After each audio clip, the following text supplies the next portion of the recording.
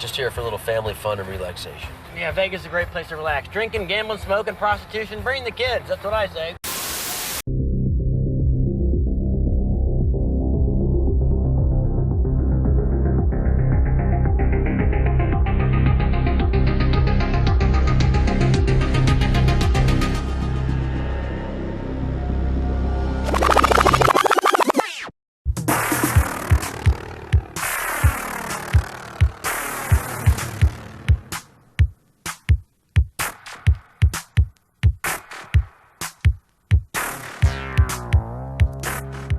Welcome back to the Vortex. We've traveled truly down the rabbit hole here on this one. We're going to watch Sharknado 4, The Fourth Awakens. Or we did. Now we got to talk about it. Unfortunately for us, both, right? we had to watch it and we got to talk about it. It's much easier talking about it. Yeah, true. And if you haven't watched it, I would advise you to stay away from it. That's our first. Let's just get that out of the way. I had seen the first two back when they came out. Like, it was like a funny thing. Everybody kind of jumped on the train. Let's all watch Sharknado. So it was kind of popular when those first two came out. I think that was 2014 and 2015. No, 2013 and 2014. I had never, by the time I watched the second one, I'm like, all right, I'm not watching this shit anymore. These are stupid. And so I never watched the third one. And now here we're just jumping to the fourth one. So yeah, I'm glad I avoided it this long, to be honest with you. I managed to avoid all the Sharknado movies and had all the intentions of never seeing them in my entire life. But then the podcast happened and we had to watch the first one. And now we have to watch. Yeah. I'm with Smoak. Yep. Yeah. Well, the crap's going to find us one way or another. We got too many irons in the fire. We got Video Vortex, Grindhouse Gutter, the regular podcast, Crapster Piece Theater. At some point, it was bound to strike, right? Like a fire-nado coming out of nowhere. It was going to get us. Or a rock? No, not a rock NATO. It was a stone NATO. That was a boulder. I think it was a boulder NATO. Boulder NATO. This one they got. This is you stop short of saying the pun "jump the shark" because obviously this thing jumped the shark from the minute it started, the first movie that is. But yeah, this is where it really, I think, starts to go a little bit more off the reservation. They start losing the plot even more with this series than this one. Good Lord. Viva Las Vegas. Like a problem with it is like there was so much cameos from everybody under the sun that, well, not everybody under the sun, everybody. A lot of some fun ones and some washed up ones and whatever, but like just throwing them out of the woodwork that it got in the way of the plot. Like whatever story they were telling. Well, now I think that kind of became a thing with the second one because that first one really was kind of out of nowhere. Like that first movie was like, oh wow, like that's actually kind of fun and goofy and kind of fun in the right ways. It's not a great movie, but it's better than this one. Oh yeah. And when that second one came out, I think that's when anyone that had any kind of name value, everybody soaking up their 15 minutes of fame and more. They wanted to like be one of the ones that, is randomly standing on the corner and gets eaten by a shark. So it became a thing, in every movie after that. This is just like that though. I mean, like in this movie, it's anyone that had any kind of fame level whatsoever in the year 2016. And another thing that I don't know if this was, I don't know, like I said, I haven't seen part 2 or 3 or any besides the first and the fourth one now. So I don't know if the whole pop culture reference thing too, that got like so bogged down, like almost every line out of the movie it seemed like a pop culture reference or something thrown in there. Dad, I don't think we're in Kansas anymore. To where it was getting like, okay, what, this? Yeah. Have a storyline, at least some dialogue related to something, that's going on with the plot. My recollection of at least the first two was it wasn't this bad. Like with the Wizard of Oz references and just tons of references. I mean, we could probably do 15 solid minutes of this show just talking about the references and the random stuff that pops up in it. But yeah, and I nostalgic pop references as much as the next guy, but there is a limit. Like number 1,000. When that's all you've got going for you, that's that tells you all you need to know. At least there were a couple of cool like horror references in this one, right? Yeah, and the cameo that like the most interesting like out of left field cameo was maybe what's the girl that plays Stretch in Texas Chainsaw Massacre 2? Her name Carolyn. What Carolyn Williams, was that her name? Yeah. That was kind of out of left. Like, well, it's Carolyn Williams, and then she's of course doing Texas Chainsaw references with my brother Chop Top makes some great chili or whatever. Yeah. I was kind of expecting like Bill Moseley over in the corner, but I guess they couldn't even get him to do this. I thought that would have been great. And then of course they got, my other brother Gunner, right? Yeah. But unfortunately Gunnar Hansen had already passed away, right? Yeah, by that time, yeah.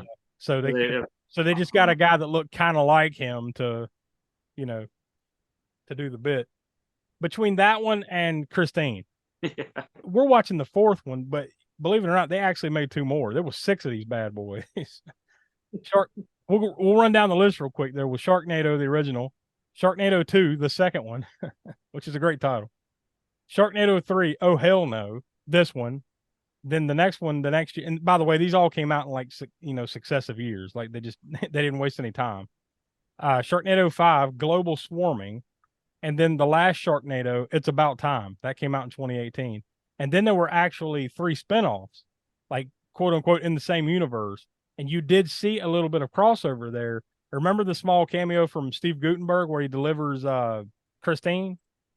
Well, that was from the other spinoff films, Lava Lantula, that came out the year before this, and then the same year, Two Lava, Two Lantula came out. And then just last year, there was one last one that ties into all this, and it's called 2025 Armageddon. And now apparently that one's a crossover movie that kind of crosses over, I guess, the Lava Lantula stuff and the Sharknado stuff, because it was the 25th anniversary of the Asylum, which is the production company or whatever behind these movies. So that's why they did that one. But yeah, apparently those 2 Lava Lantula movies that had Gutenberg in it, they're somewhat kind of loosely tied to the Police Academy series, because like a bunch of people from the Police Academy movies are in those 2 Lava Lantula movies. So that's the connection that we see here. He just kind of shows up. Oh, he's my old friend, and he's got Christine, and then he runs away. I've got a spider problem, or whatever joke he makes, and then he takes off. That's because of Lava Lantula. If you were wondering about the deep lore, Donnie, of Sharknado and Steve Guttenberg, I'm sure Donnie's gonna watch Lava Lantula. You said there's 2 of them back to back right after this. Yeah. You got me with 2 Lava, 2 Lantula. Yeah. It wins on title alone. I'll give you that. I haven't watched any of those, but I'm sure they're pure garbage like this one is. I'm all for something being stupid and over the top that you can just laugh about. And there's plenty of it that you can laugh about in this, but at some point you just kind of like, it's too much. Like you can't even, at some point I just stopped laughing. There were a couple moments toward the end that I started laughing again, but like at some point it's such a one note joke, that you're like, all right, let's, Jesus, I know this thing's only an hour and 20, give or take 25. It's a lot longer, yeah. Yeah, it started to feel longer, and that's when you're like, I'm not having fun with this anymore. And I mean, when you got this many, I guess that's the problem with having this many, but you got this many cameos from people, you got all these one-liner, pop references going on, and you got Sharknadoes all over the place, all kind of different, tornadoes, and you would think that it wouldn't be boring, but somehow or other, for me, it ended up being absolutely boring. Yeah. Even with this shit going on. I mean, and it never really slows down. I'll give them credit for that, I guess. Like the pace, I mean, it's nonstop stupidity and action and goofidity. Yeah. But it just wears on you. I don't know. It's like, it's different. Like usually it's like, well, I'll start hating on something like this because it did slow down. And it's like, okay, there's these moments of it brings you down to bring you back up. This one's just so nonstop for so long, it just wears on you to the point where like, I don't want to see any of this anymore. No more sharks, no more anything. I'm done.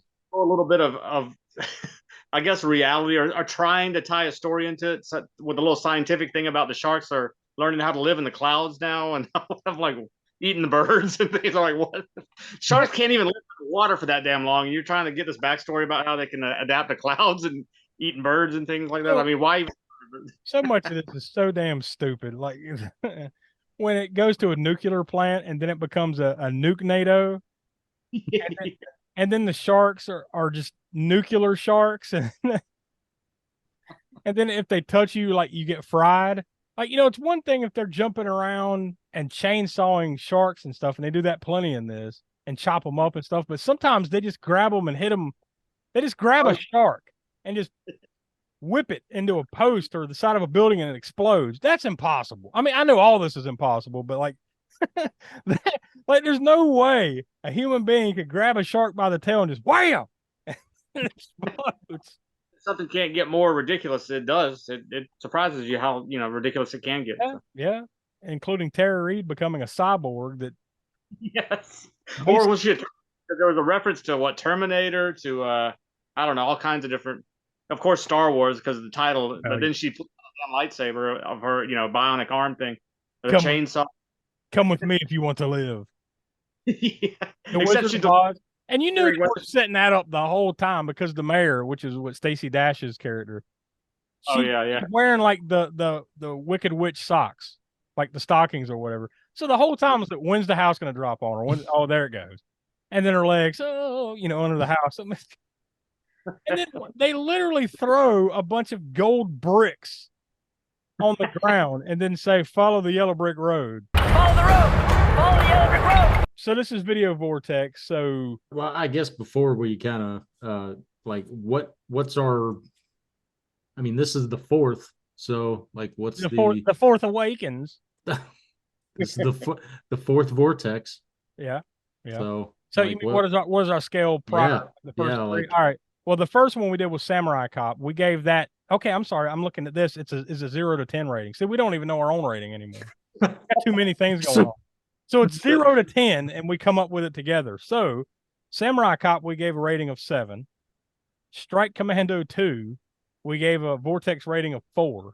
And then Cruel Jaws a couple months ago, we gave that a Vortex rating of 2. So now, there's another shark movie. Wait a minute. We did Cruel Jaws before this one, so we had two terrible shark movies in a row, but this one really takes yep. Yeah, and by the way, Jaws is better than this. And by the way, we're ending the Spook Show Summer Disaster with this. This is the official last thing other than the aftermath, the wrap-up show that comes out next week, I believe. This is it. This is the bitter end. So how appropriate to end the disaster with probably the worst thing we've watched all summer. Not with a bang, but with a whimper, right? That quote goes. Yeah, for sure. So you think Cruel Jaws is better than this? I do. That might be a bold statement. Cruel Jaws. Cruel Jaws is I agree. Wow.